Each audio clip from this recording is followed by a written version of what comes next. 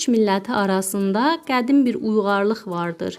İki döyüşçü arasında döyüş çox şiddətlə davam edərsə və sona erməzsə, qarşı tərəflərin birisinin elindən bir qadın başörtüsünü açaraq döyüşçülərin ayağı altında yerə atar və döyüşün sona çataraq qan çıxmamasını istər.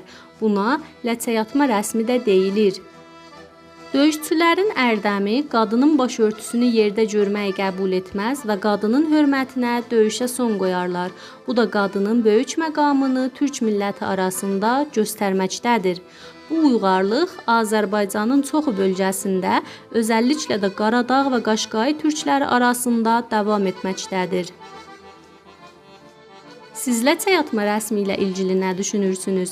Sizin bölgənizdə hələ də ləçə yatma rəsmi davam edirmi, yoxsa yox?